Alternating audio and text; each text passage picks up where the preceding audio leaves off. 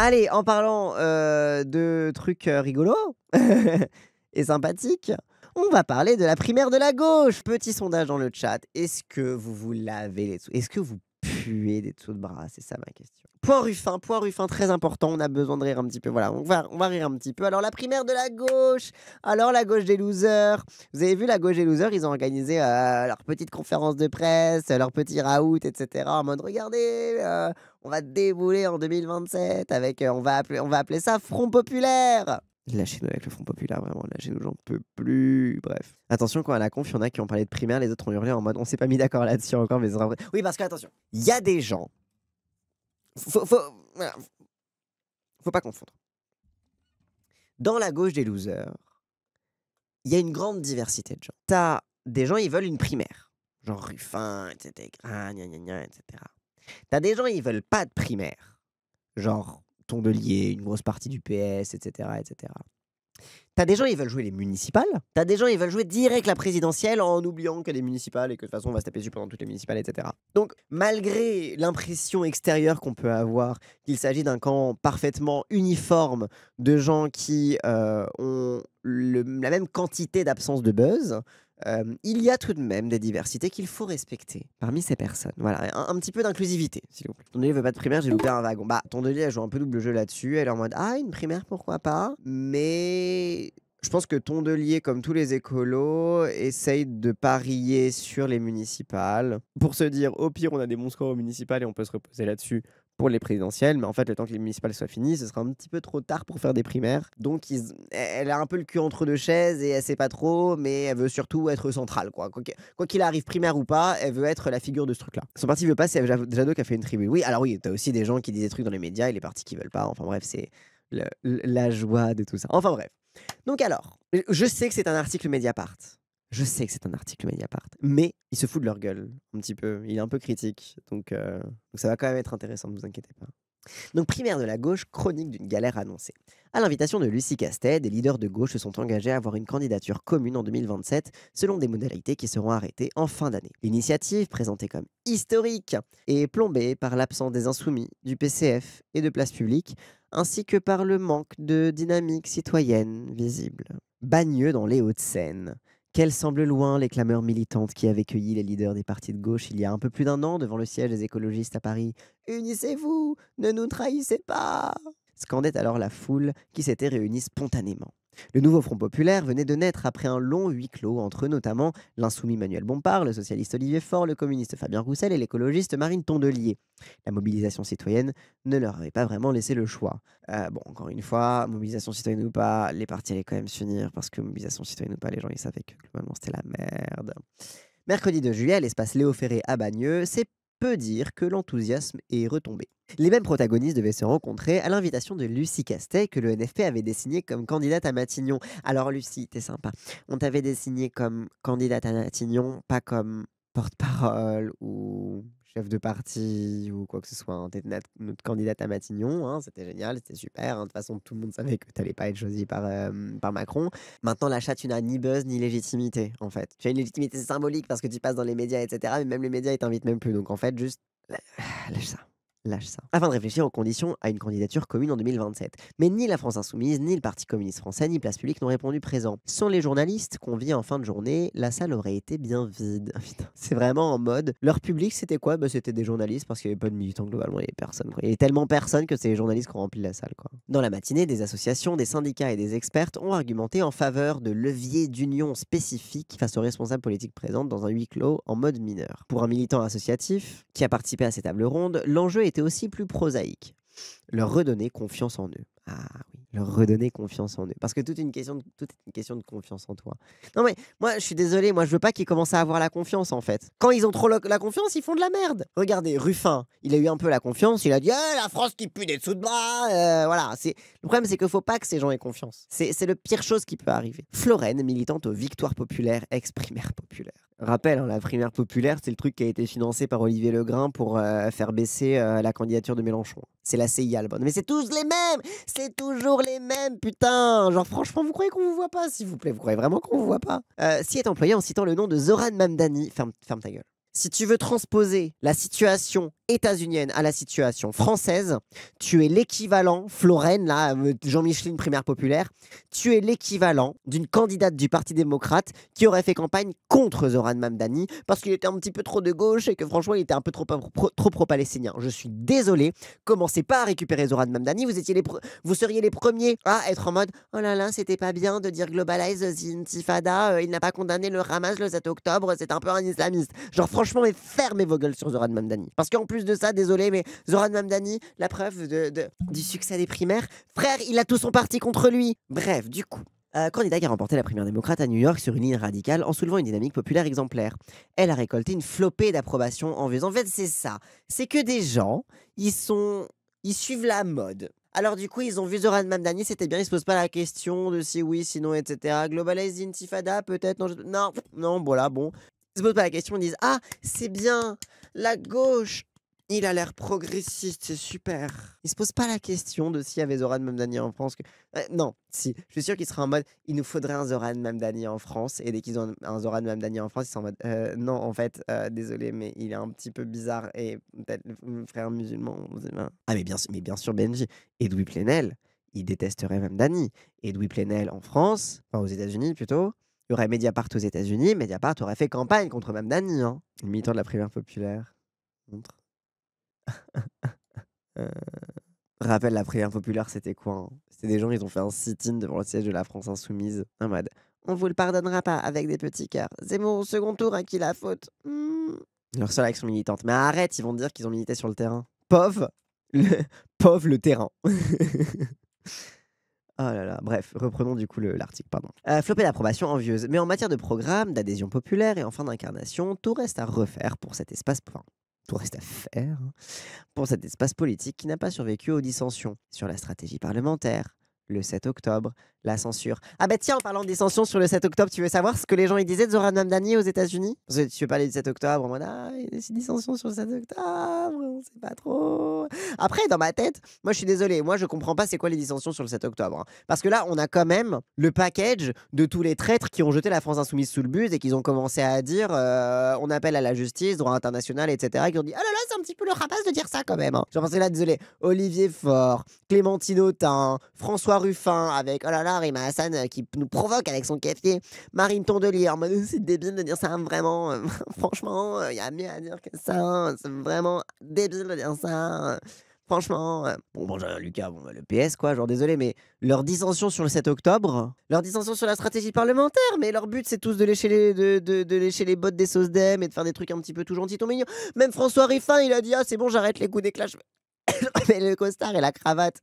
Du coup, depuis d'ailleurs, il vient plus à l'Assemblée nationale, c'est assez marrant. Il s'est dit ah, je servais à quelque chose à l'Assemblée, car même si nous étions qu'une minorité de 17 députés, bah au moins j'étais là pour faire sortir l'Assemblée nationale de l'Assemblée nationale et de faire mes coups d'éclat. Ils étaient utiles parce que ça faisait parler des sujets. Maintenant qu'on est toujours minoritaire, mais un peu plus nombreux, et que surtout que je suis plus à la France Insoumise, ça sert à rien les coups d'éclat. Parce qu'on est minoritaire et qu'on va arriver à rien, quoi. Donc autant que je vienne plus à l'Assemblée, en fait, tout simplement. Donc les dissensions sur la stratégie parlementaire sur le 7 octobre sur la censure, je vois pas où elles sont, mais. Ah si, sur la censure, oui, c'est le PS qui voulait pas censurer le gouvernement. Ok, d'accord. Là, il y a une dissension. On leur a tendu des perches pour qu'ils créent des ponts entre société civile et partis politiques. Ils sortent de l'entre-soi. Maintenant, ils ont les cartes en main. À nous de créer les conditions pour être l'alternative la plus désirable pour les électeurs et électrices du NFP. Retrouvez la confiance. L'après-midi, le premier secrétaire du Parti Socialiste, Olivier Faure, la secrétaire nationale des écologistes, Marine Tondelier, et les responsables de petits partis unitaires dont on se demande pourquoi ils sont encore divisés. Ah, les micro-partis, là, qui sont tous unis par le même truc. C'est qu'ils veulent gratter du buzz, mais bah mettez-vous ensemble du coup. L'après de Clémentine Autain, Génération d'Ali Rabet et Benjamin Lucas, Debout de François Ruffin. Ah là là, tous les petits, oui, tous les micro-partis quoi. Incroyable. Franchement, pour Mediapart, ça me surprend. Enfin, un article un peu bien écrit. Ils se sont retrouvés pour ébaucher une feuille de route. L'événement devait faire date à gauche. Lucie Castet a tenté de raviver les bons souvenirs du NFP en reproduisant en un cliché l'esthétique d'une photo négociateur pour Matignon Hill. Donc ça, c'est le truc qu'on a vu tout à l'heure. Hein. Regardez, on fait une photo. Ça vous rappelle, mais c'est vraiment genre, lâche ça. On dirait le mec qui a pique au lycée et qui depuis fait que glow down et fait que reposter des photos de ses soirées de lycée. Mais en fait, comme il a juste pique au lycée et que depuis il a juste glow down, bah en fait, tu sais, c'est un peu gênant. T'es un peu en mode, lâche ça, frère. T'as plus 16 ans en fait. Enfin, c'est la énième photo de ta soirée de célébration du bac. Je sais que c'est la dernière fois que t'as vu tous tes potes, mais lâche ça, va t'en faire d'autres en fait. Enfin bref. Mais à part se rendre derrière Villepin, ils peuvent trash, c'est bon. C'est vrai, j'avais oublié que leur candidat c'était Villepin. Raviver l'esthétique d'une photo des négociateurs pour Matignon il y a un an quand l'espoir d'une alternance de gauche était d'actualité. Enfin, je vais rester là-dessus quand même. Parce que t'as des gens en politique, ils essaient de recréer des images iconiques, du militantisme de gauche, des mouvements ouvriers, et d'être en mode: «Vas-y, on va refaire» même le truc Front populaire, tu es en mode: «OK, d'accord, c'est une rêve quand même, un beau moment de la gauche» et cetera. Mais eux, leur truc de genre, tu sais, ils vont pas refaire, une photo de Léon Blum avec je sais pas qui ou je sais plus qui, au moment de la grande union des gauches et cetera. Non, c'est pas ça qu'ils vont refaire. Ils vont faire la photo de quand ils allaient négocier avec Macron pour le supplier: «S'il te plaît, monsieur, s'il te plaît, je t'en supplie de mettre Lucie Castet comme première ministre». En disant: «Ah, c'est quand même nous qu'on a gagné». C'est ça leur pic. C'est là qu'ils étaient au top de leur méta, quoi. C'est là vraiment qu'ils sont en mode: «Ah regardez vraiment, c'était vraiment le bon vieux temps». Non, c'était pas le bon vieux temps. Vous recréez littéralement la photo de quand vous veniez tous à l'abattoir pour vous faire humilier. Je veux dire, je suis pas pour king shamer, enfin voilà, chacun ses kinks, c'est pas un problème, mais à un moment, nous imposez pas publiquement votre kink d'humiliation, en fait. S'il vous plaît. Oui, que ça a pas marché!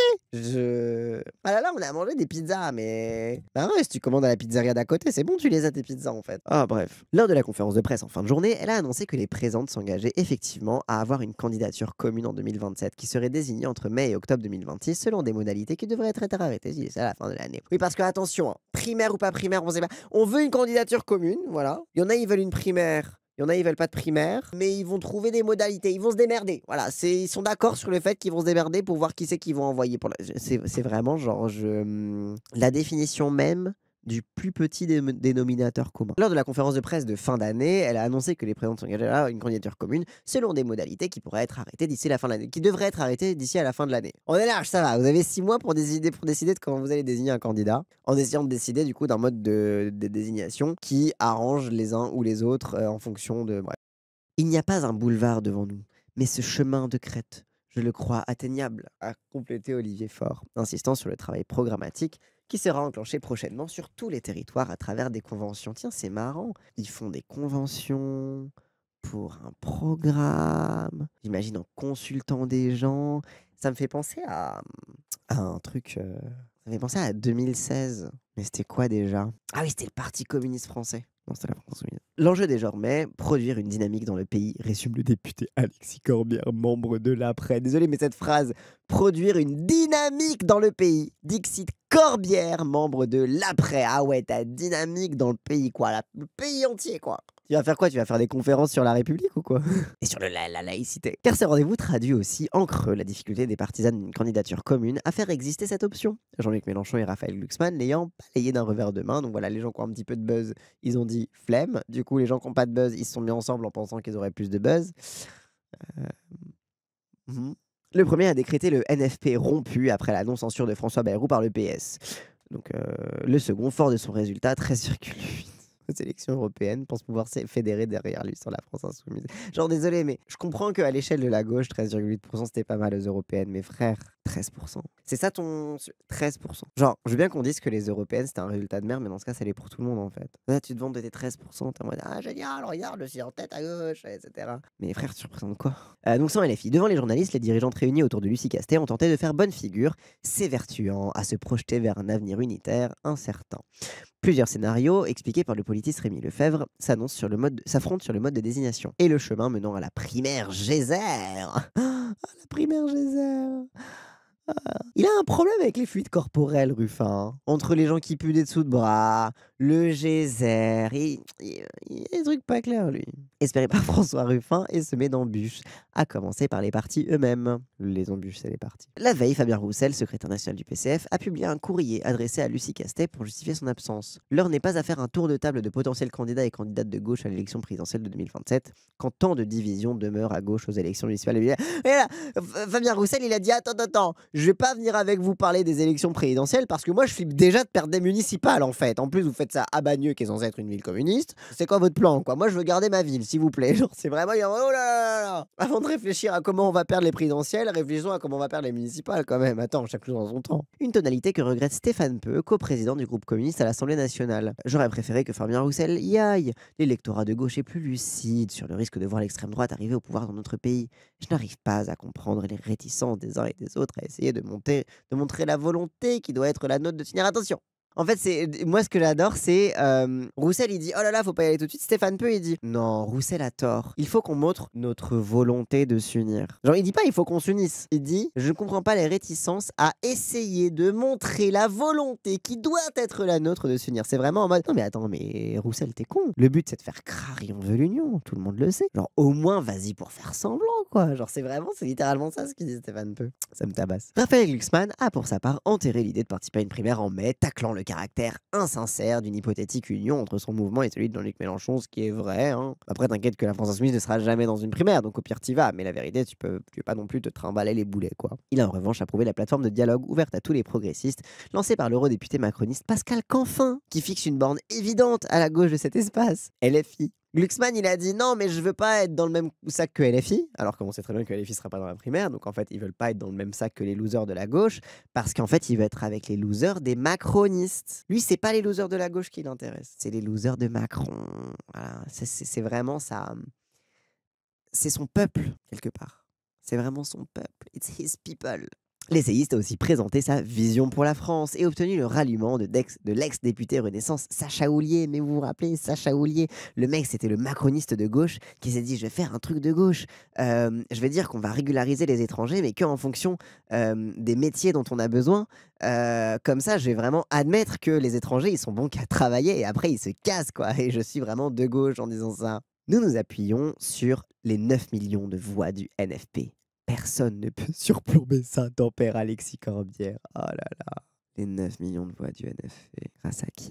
Qui pointe le décalage de Raphaël Glucksmann, qui n'a recueilli que 6% des électeurs et électrices inscrites aux européennes. Attends. Donc il dit, le NFP c'était super, on a eu 9 millions de voix, donc là il prend le chiffre brut. Et du coup, pour décrédibiliser Glucksmann, il dit, c'est en fonction des électeurs et électrices inscrits. Mais t'as été élu à combien de pourcentage des électeurs et électrices inscrits à Montreuil, Corbière? Les 9 millions de voix, c'était quoi par rapport aux électeurs et électrices inscrites? C'est marrant que tu prends le truc qui baisse le plus le pourcentage quand ça t'arrange, tu prends le chiffre brut. C'est vraiment genre le combat des chiffres, mais qui veut plus rien dire à ce stade, hein. Et je dis pas que c'est faux, hein, je dis pas que Glucksmann est légitime pour son super résultat européen, je viens de le dire tout à l'heure, et je dis pas qu'il n'y a pas eu 9 millions de voix au NFP, je dis simplement que, déjà d'une, grâce à qui, et de deux, que genre, c'est juste Alexis Corbière qui sait que faire de l'arithmétique électorale, quoi. De manière symétrique, LFI a raillé l'entre-soi d'une primaire, alors qu'il faut parler à l'ensemble du pays, dixit Mathilde Panot. Bah oui, on va pas faire une étape où on parle qu'à la gauche pour après parler. Attends, genre, super. De plus, en plus, c'est comme ça que, c'est la stratégie de la France Insoumise, c'est de toujours élargir le socle et de jamais commencer à se renfermer sur soi-même, quoi. De plus, les Insoumises ne voient aucune raison de participer à un conclave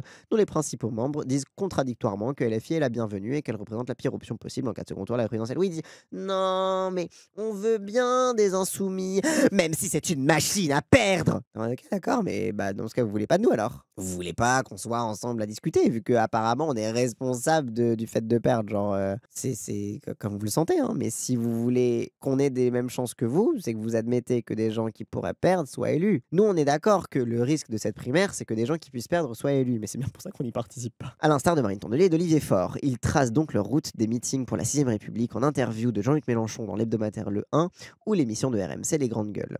Entre ces deux pôles, l'espace des unitaires s'est réduit comme un glaçon sous la canicule. Oh, chaton. Ce recroquevillement a même fait émerger des désaccords entre elle et eux, alors que les règles du processus sont encore virtuelles. Ils ont déjà réussi à pas être d'accord, alors qu'ils savent même pas encore qu'est-ce qu'ils vont faire. Ils sont déjà pas d'accord sur des principes qui sont même pas arrêtés. Ils savent pas comment ils vont faire leur primaire, ils sont déjà pas d'accord entre eux. La députée écologiste Sandrine Rousseau, qui aspire à participer à la compétition, tu m'étonnes, a critiqué une énième réunion du NFP ou de la NUPES, en référence aux réunions à 4 qui ont rythmé les quelques mois d'existence des deux alliances et fini par les étouffer. Elle en veut à la direction des écologistes d'avoir avoir adopté l'idée qu'une seule personne serait désignée candidate pour chaque formation politique. Entendez, Sandrine Rousseau a le seum d'être minoritaire dans son parti, ce qui est logique, hein. En vrai, elle prend vachement cher, elle est minoritaire dans son parti, en vrai, soutien critique. Donc comprenez, Sandrine Rousseau a le seum d'être minoritaire dans son parti et elle aimerait quand même avoir sa voix au chapitre parce qu'elle en a marre que Tondelier gagne tout le temps les élections internes. C'est pour ça qu'elle dit que, parce qu'en gros, Tondelier, non, Rousseau, elle était en mode oh là là,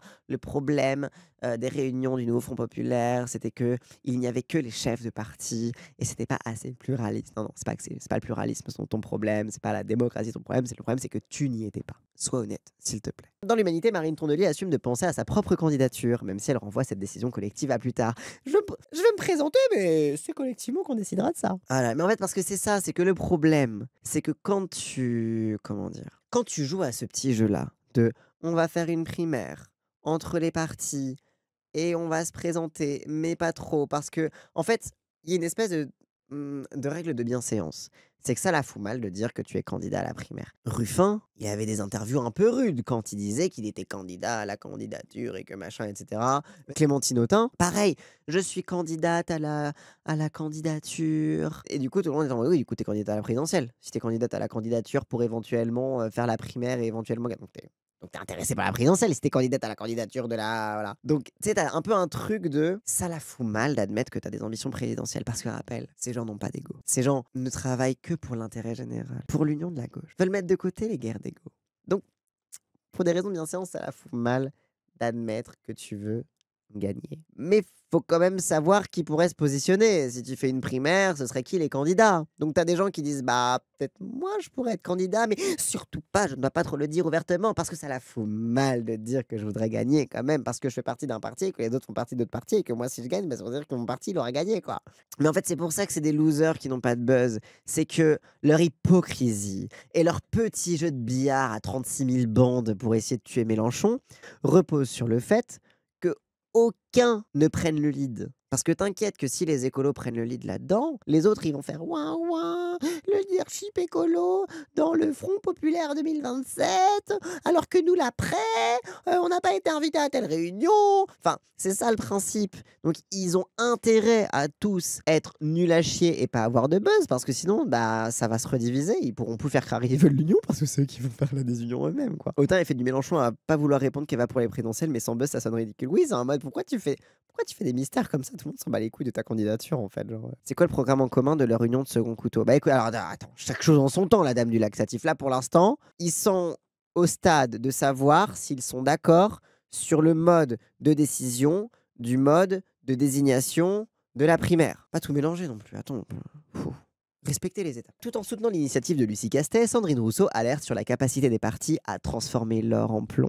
Le pouvoir corrompt, c'est pour ça que je le veux. C'est presque une révolution citoyenne qu'il faut faire.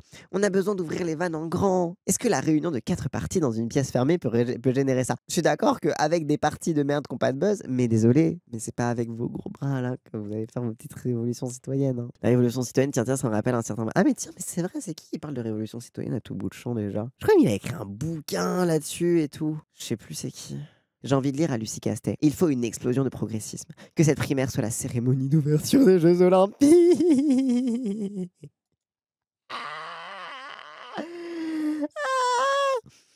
Rousseau, elle sait tellement pas quoi faire pour avoir des militants et pour convaincre des gens et pour faire campagne qu'elle est en mode tiens, c'est quand le dernier moment où j'ai bandé sur le progressisme? Je sais, la cérémonie d'ouverture des JO, voyons. On va faire la révolution citoyenne avec la cérémonie d'ouverture des Jeux Olympiques. Mais c'est vous dire à quel point c'est ridicule. C'est vraiment, encore une fois, je reste sur l'image du mec qui a pique au lycée, quoi. C'est vraiment, il s'accroche à des images un peu en mode vous vous rappelez les JO, c'était tellement bien, la musique elle était trop bien, il y avait des drag queens, on s'est senti vraiment supérieur en termes de progressisme, c'était vraiment le progressisme français, on montrait qu'on était unis, divers et dans la diversité multiple quoi. Moi ça m'énerve parce que je trouve ça presque insultant pour les militants. Bon déjà c'est de la mauvaise foi. Tu sais t'as un truc, bon t'as des réunions de parti, bon parfois t'es obligé de passer par là, c'est très terre à terre, c'est comment on va s'entendre alors qu'on se tape sur la gueule H24. C'est dans le mode bon, c'est logique que les partis fassent ça dans leur truc, du coup Sandrine Rousseau qui est en mode ouais, je suis pas dans la pièce où I'm not in the room where it happens. Je suis pas dans la pièce où tout ça se passe, du coup c'est pas bien, du coup il faut faire une révolution citoyenne. En fait non. Mais ça, c'est le truc classique des gens qui n'ont pas d'idée et qui ont juste envie d'avoir leur petite place au soleil. C'est que face aux trucs concrets, ils disent: «Non, mais en fait, il faut tout changer. En fait, le problème, c'est la structure». En fait, ils te mettent ça à des degrés d'abstraction où, bah, oui, OK, d'accord, OK, faut tout changer, faut tout faire la révolution demain, vas-y, regarde vas-y Sandrine, on te regarde et je dis pas ça pour défendre les partis à leur petite réunion qui doivent être assez rigolotes à écouter d'ailleurs, by the way. Mais c'est juste que c'est vraiment la stratégie classique de quelqu'un qui veut saboter un processus, collectif. Mais vous avez tout ça dans vos groupes de travail où, bon, c'est compliqué, on sait pas trop où on va, mais bon, on commence à avancer. Tu es en mode: «Bon, on a posé les bases un peu techniques, du projet qu'on veut faire» et tu as quelqu'un qui est en mode: «Mmh, je trouve qu'on va pas dans la bonne direction». Et du coup, les autres ils sont en mode: «Bah, vas-y, on va aller dans quelle direction? Bon, ça fait chier, on a déjà commencé à poser les bases techniques et cetera». Je pense qu'il faudrait tout repenser le plan, en fait. D'accord, tu veux repenser quoi?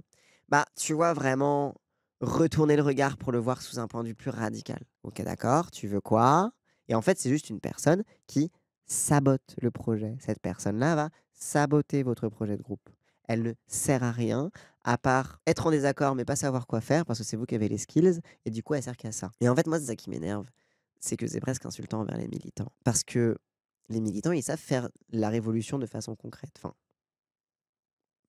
bon, not all militants. Il y a un savoir-faire militant de comment tu amènes les masses, comment tu ouvres les vannes en grand, comment tu transformes la vie des gens et trucs comme ça. C'est compliqué, bien évidemment, c'est hyper compliqué. Ça se fait pas en un claquement de doigts. Il faut de la logistique, il faut de l'organisation, enfin voilà, ça se fait pas très facilement. C'est pas la solution de faciliter justement le militantisme. Et ce que je trouve insultant dans ce que dit Sandrine Rousseau, c'est que elle, sa solution, c'est des incantations vides et une référence à un événement qui... J'ai adoré la cérémonie d'ouverture des JO, hein, mais elle qui critique les appareils de parti qui captent le processus, on parle quand même d'une cérémonie d'ouverture organisée par un comité d'organisation auquel le peuple de Paris n'avait pas accès parce que les places coûtaient trop cher. Bon, c'était bien pour la télé, mais c'était quand même organisé du haut pour les masses. C'était un très bon divertissement, mais c'était un divertissement pour les masses. Genre, le fait que son exemple militant soit quelque chose de l'ordre du divertissement avec juste: ah, on veut mettre du progressisme, on va mettre des drag queens et c'est bon, on va faire la révolution. Genre, je trouve que c'est insultant pour les gens qui se cassent les couilles tous les jours à se poser la question de comment on va militer, par quoi on va accrocher, comment on va rentrer dans ce quartier populaire dans lequel c'est difficile de parler aux gens, comment est-ce qu'on va mettre en place des stratégies d'auto-organisation citoyenne pour avoir des petites victoires, faire de la propagande locale, faire du truc, etc. et améliorer la vie des gens au quotidien, etc. Des gens qui se pètent le crâne tous les jours à réfléchir à ça. Et Sandrine Rousseau, elle dit quoi? Il faut ouvrir les vannes. Invitée par Lucie Castet en tant que déléguée des collectifs locaux du NFP, il y a des collectifs locaux du NFP qui ont un délégué. Ok, j'apprends des nouvelles choses tous les jours sur cette magnifique organisation fantôme qu'est le Nouveau Front Populaire. Oui, on les cherche encore, hein. Bah, apparemment, il y en a, apparemment, il y en a. Je ne veux pas les insulter non plus, hein. Ça se trouve, ils existent, hein. L'ancien syndicaliste et militant altermondialiste Claude Debon est tout aussi exigeant. Il est donc dubitatif. Il rappelle que si la NUPES et le NFP ont permis de sauver les meubles à gauche, ces alliances n'ont pas permis de faire reculer l'extrême droite. Il faudra faire mieux la prochaine fois. Il nous pique tous nos mots, c'est insupportable. C'est comme quand Macron il a commencé à parler de planification écologique, cette sale merde. Et on n'est pas parti pour, confiait-il avant la réunion, en disant miser sur le mouvement social comme facteur unifiant. Ah, ok, d'accord. Le mouvement social comme facteur unifiant. Pour cette ancienne cheville ouvrière des comités antilibéraux en 2006-2007, qui avait échoué à présenter une candidature commune en 2007. Ah, j'aime bien le ton de l'article, il est un peu sassy quand même, hein. Si ce processus ne fait qu'ajouter une troisième candidature, partiellement unitaire, ça n'ira pas loin. Ah bon? Mais pourtant, vous ouin-ouintez dès que Mélenchon y rappelle ça, alors que c'est l'évidence même. Enfin, bref. Si Raphaël Glucksmann et Jean-Luc Mélenchon se maintiennent indépendamment du cadre unitaire, l'hypothèse d'une accession au second tour de la candidature commune serait faible. Et c'est le processus tout entier qui pourrait se déliter en faveur d'une dynamique de vote utile à gauche. On veut sortir du piège du vote utile. Du coup, on va se retrouver dans une situation où on va devoir finir par voter utile. J'adore. Le seul moyen d'essayer d'éviter ce piège est de partir du programme et de créer une dynamique et une exigence de rassemblement autour de lui. Tiens, je me demande d'où te vient cette idée de partir du programme et d'unir les gens autour du programme et d'en faire le principe de ton mouvement, de dire que le programme, c'est le truc qui bouge pas et sur lequel on met là. En fait, eux, ils sont en mode, faut créer une dynamique, comme ça. Hop, on va créer la dynamique, ça va être très dynamique et on va la créer. C'est vraiment vous êtes au courant du travail que ça implique? Là, vous êtes en train d'avoir des réflexions de bébé, La France insoumise 2007, police d'écriture nulle, JLM 2017.fr. C'est super, hein, c'est génial, bravo, hein, mais ça nous a mis quand même 10 ans à arriver là où on en est aussi, hein. Genre même quand on a créé ça avec ça, les gens ils se foutaient de notre gueule et parfois un peu à raison. En vrai, on a une super dynamique et tout parce que ah ouh! Voilà. Mais ça a mis 10 ans à sécuriser nos résultats, électoraux. Donc en fait, ce que vous voulez faire, c'est perdre encore 10 ans. Parce que vous voulez faire pareil que la France insoumise, mais sans la France insoumise. Donc en fait, vous voulez nous faire perdre du temps, quoi, et perdre notre temps surtout. François Ruffin, qui vient de lancer un mouvement national, Debout, espère faire participer 1 million de personnes à cette nouvelle primaire, qui ne dit pas encore son nom, pour desserrer l'étau entre l'extrême droite et l'extrême argent. Si on se place en statique, on reste sous la couette. La gauche a perdu. On est à un point de départ, pas d'arrivée. Expliquait-il avant la réunion, c'est clair qu'on n'est pas arrivé, hein, surtout avec toi. Expliquait-il avant la réunion de mercredi en s'assignant pour but de rouvrir un espace populaire à gauche. Garde la pêche. Le 2 juillet avait pour l'instant tout d'une goutte pour provoquer une marée populaire. Bah après, c'est goutte à goutte qu'on peut remplir l'océan. Ça met des années, certes. On peut passer par le fascisme entre-temps, certes, et ça risque de s'évaporer plus vite que ça se remplit, mais... Le colibri. En fait, c'est ça, c'est un peu des colibris de la gauche. Ils font leur part pour l'union. C'est mignon.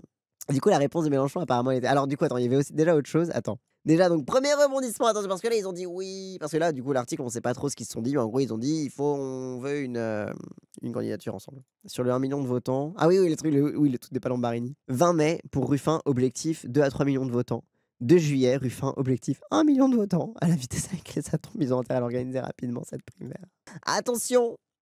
Le cours de bourse du million de votants est en train de chuter drastiquement. Tu sais, c'est exponentiel, mais dans l'autre sens. C'est exponentiel, mais à l'envers. Du coup, donc 24 heures à peine après le serment de Bagneux. Le serment de Bagneux. En plus, à chaque fois, c'est comme, je sais pas, c'est comme Génération. Vous savez qu'avant Génération, le micro-parti de merde là, avant que ça s'appelle Génération, ça s'appelait le M17-17. Pourquoi? Parce que c'était le mouvement du 17, non, le mouvement du 1er juillet 2017. Donc ça faisait M1717, c'était le M17-17. Parce que Hamon s'est fait ridiculiser par le Parti socialiste. Du coup, il a créé son truc, il a dit on va l'appeler le mouvement du 1er juillet 2017, le M17-17. C'est une date qu'il faudra retenir dans le principe des dates historiques. C'est qu'au moment. Parfois, on se doute qu'à un moment, c'est. Ah, t'es en mode, il se passe une dinguerie. T'es en mode, ah ouais, c'est vraiment une date historique aujourd'hui, les gens s'en rappelleront, etc. Mais le principe de beaucoup de dates historiques, c'est que au moment où ça arrive, les gens ne se rendent pas compte que c'est une date historique. Donc, si tu dis à l'avance, on va créer le mouvement du 1er juillet 2017, t'es en mode, ça veut dire quoi? Qu'est-ce que tu fais à part un mouvement de merde? Oh là là. C'est un vrai faux indigné aussi. Ah oui, oui, oui, c'est vrai, oui, c'est un vrai faux indigné, oui. Donc après, le serment de Bagneux. Le serment de je crains que le serment du jeu de paume. Bronca des opposants d'Olivier Faure. Selon eux, le premier secrétaire du PS n'avait pas mandat pour acter une candidature commune de la gauche.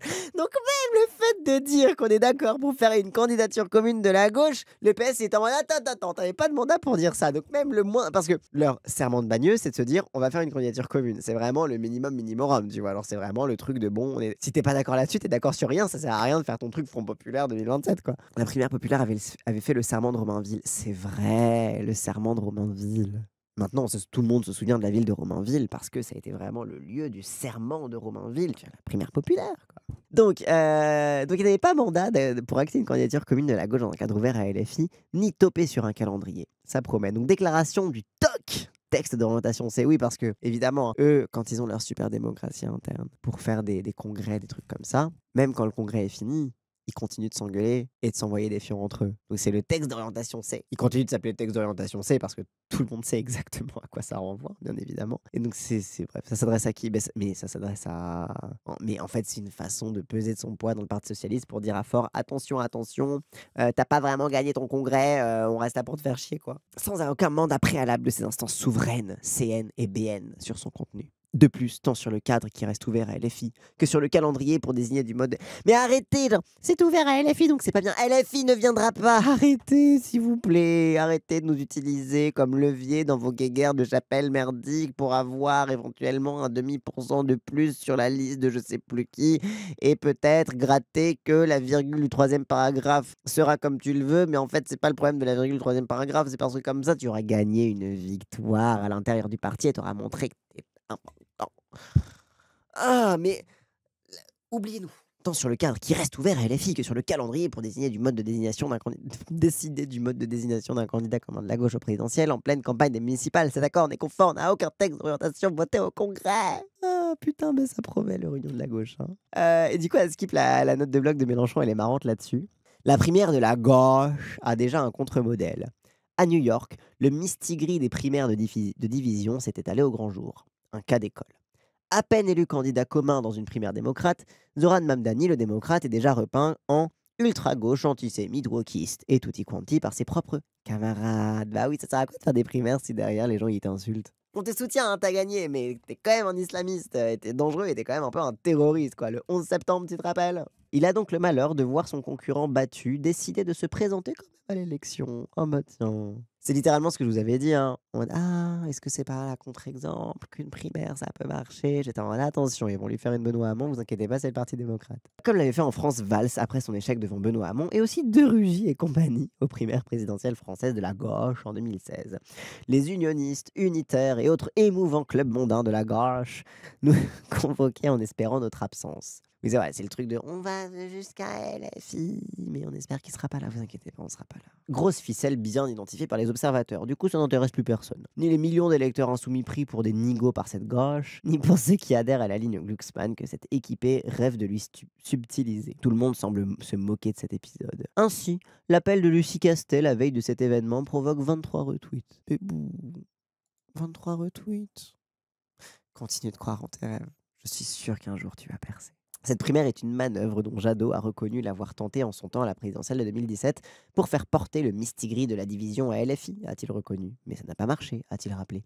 Maintenant, il craint plutôt que cela ne crée une illusion dangereuse. Ce serait l'idée que LFI puisse faire partie de cette coalition.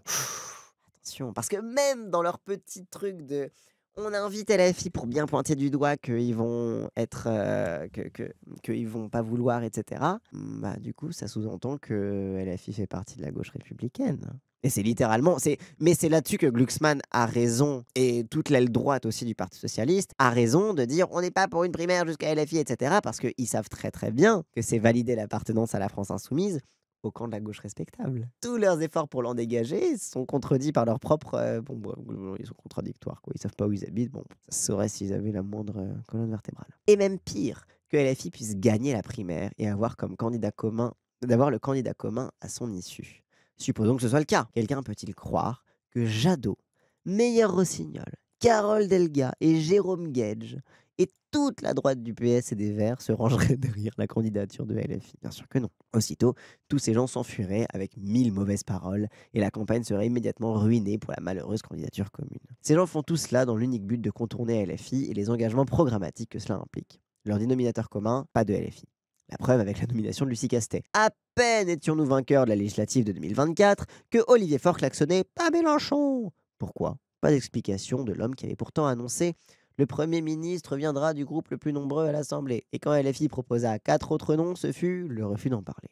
Le PS nous saoula et bloqua la discussion 5 jours avec la candidature de Faure, présentée et défendue par Faure, puis Tondelier, après son refus du Guet de Bello sorti de son chapeau celui de Cécile Duflot. La proposition de Lucie Castet fut arrachée en dernière minute sur une liste proposée par Olivier Faure. Personne ne la connaissait ni ne l'avait rencontrée avant cela dans le groupe qui devait décider. Il s'agissait de débloquer la situation avant que Macron ne parle aux 20h pour lui couper la possibilité de nous rendre responsables de l'enlisement politique. Les LFI serrèrent les dents. Il a dit les LFI, officiellement validé par El Jefe. Même le vieux a dit les LFI. Moi qui pensais que c'était interdit. N'y a-t-il donc aucun tabou à tes yeux, Jean-Luc? N'y a-t-il donc rien de sacré à tes yeux, Jean-Luc? On voit ce que cela a donné. Même sketch sectaire au moment de proposer un nom de candidat pour la présidence de l'Assemblée nationale, et ainsi de suite. De nouveau aujourd'hui, c'est n'importe qui sauf LFI.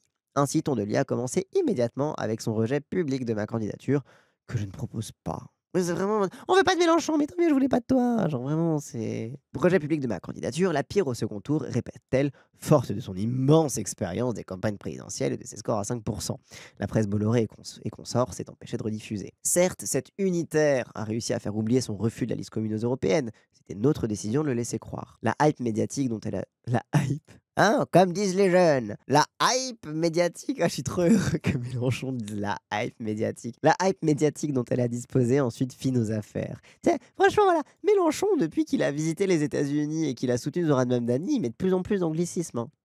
Attention, on commence à le perdre, le vieux, hein. Mais à présent, ce n'est plus le cas. Elle et ses chers amis du PS, oui, ça, il y a eu une hype médiatique, du coup, ils ont cru qu'ils étaient de retour, mais en fait, bah non, parce qu'ils n'ont pas fait le taf pour ça, du coup, bah c'est retombé comme un vieux soufflet, quoi. Mais à présent, ce n'est plus le cas. Elle et ses chers amis du PS devront d'abord revoir leur copie. Ils avaient beaucoup brodé sur un thème commun au municipal, pas de LFI au premier ni au deuxième tour. C'était le refrain d'Emmanuel Grégoire, l'actuel candidat du PS aux élections municipales de Paris. À présent, les gesticulations de l'arrogance butent sur la réalité. À ce prix-là, comment compte-t-il voir une mairie de gauche? La question est posée à Paris, 17% LFI, sondage. À Lyon, 15% LFI. À Marseille, 20% LFI. Voilà, rappel, c'est pour ça que à Marseille, ils ont annoncé en grande pompe qu'ils allaient jumeler la ville de Marseille avec une ville palestinienne. C'est parce qu'ils sont terrifiés des insoumis. Et ainsi de suite. Oui, comment? Mettez les patins avant d'entrer dans la salle d'attente, chers amis. Et surtout que, encore une fois, la blague, mais la blague de la primaire du PS à Paris, où en gros, t'avais Hidalgo, elle avait son candidat à lui. Je sais plus lequel des deux, je sais plus si c'est Emmanuel Grégoire ou Rémi Féraud. Je crois que Rémi Féraud, c'était le petit peu de Hidalgo, et Emmanuel Grégoire, c'est un député, et Hidalgo le soutient pas. Il y a eu une primaire, et du coup, c'est Emmanuel Grégoire, celui qui est pas de la team d'Hidalgo, qui a gagné. Et du coup, ils ont annoncé qu'ils allaient peut-être quand même soutenir Rémi Féraud. Genre, ils se posent sincèrement la question, on a fait une primaire, mais quand même présenter le mec qui a perdu. Mais faites la primaire avec nous, s'il vous plaît, hein. Oh là là, c'est vraiment, il loupe jamais, hein. L'unité à géométrie variable de Fort et Tondelier, selon les caprices et les plans de carrière, n'en est pas une. C'est juste une mauvaise foi, un coup de com'. Et oui, en fait, c'est juste ça, hein. Comme l'a dit Jadot. Et une opportunité pour exister dans la cour des grands pour diverses personnes très égotiques. Les huis clos entre eux va être passionnant. Ah ouais, mon rêve d'être une petite mouche sur le mur pour écouter ce qu'ils ont à dire. Oh là là. Surtout quand la solennelle discussion sur le programme commence par effacer les 2 programmes que PS et Vert avaient signés avec LFI. Bah oui, il y a encore la patte de LFI dessus, on sait pas trop, quoi. On a dit sans LFI, c'est sans LFI, mais avec LFI, mais sans LFI, on sait plus trop. On enlève le programme, mais bref, tout le monde connaît la suite. Le programme de cette équipe, s'il y en a un et si la primaire a lieu, sera une copie diminuée de l'avenir en commun, comme à chaque fois.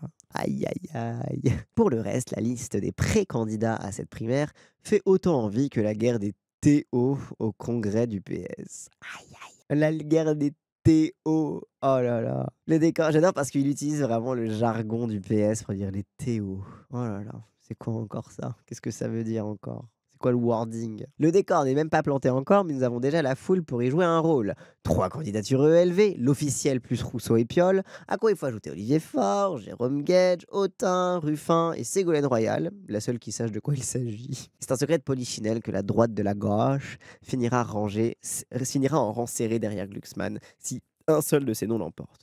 Que restera-t-il alors de ce cortège? Ce qu'il en resta dans le passé après les 2 Big Bang de la gauche déjà organisés par Clémentine Autain. Let's go!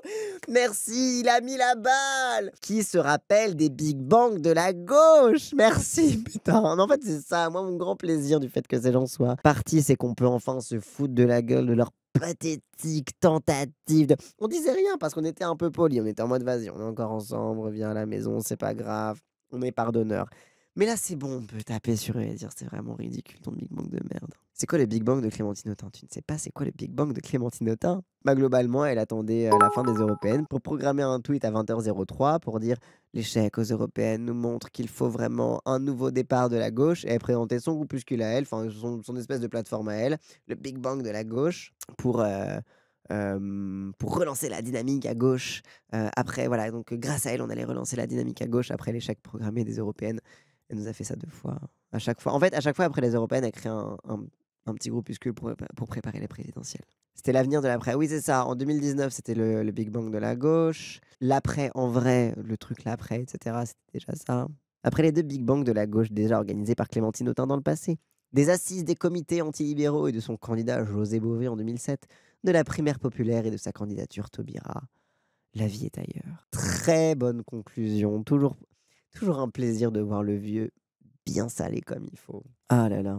Hop, et avant de partir, n'hésitez pas, si cette vidéo vous a plu, à liker, commenter, partager. Comme d'habitude, ça aide à faire tourner l'algorithme. Et si vous voulez me soutenir financièrement, n'hésitez pas à cliquer sur le lien Stream Elements qu'il y a dans la description de cette vidéo. Allez, cette fois je vous laisse.